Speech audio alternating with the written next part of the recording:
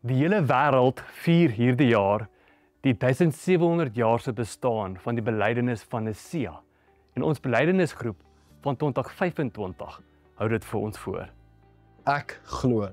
Ons glo in een God, die almagtige Vader, Die skepper van hemel en aarde. van alle sienlike en onsienlike dinge. Ek glo.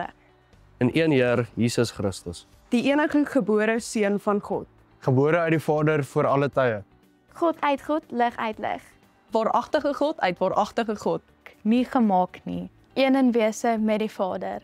Ek glo. Wie alle dinge ontstaan het. Wat ter wille van ons, die mens, En terwille van ons saligheid, neergedaal het uit die hemel. Vlees geword het deur die Heilige Gees. Uit die maagd Maria en mens geword het. Ek glo, wat selfs vir ons gekruisig is onder Pontius Pilatus. Gelei het en begrawe is. En op die derde dag opgestaan het, volgens die skrifte. Wat opgevaar het na die hemel. En wat sit aan die regterhand van die Vader. Wat weer sal kom met heerlikheid. Om te oordeel die wat nog lewe en die wat reeds gesterf het.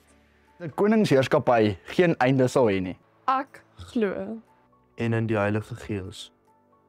Die Heer en lewendmaker. Wat van die Vader en die Seun uitgaan. Wat saam die Vader, die Seun aanbid en verheerlik moet word. Wat gespreek het deur die heilige profete. Ek glo. In een heilige algemene kerk. Gegrond op die leer van die apostels.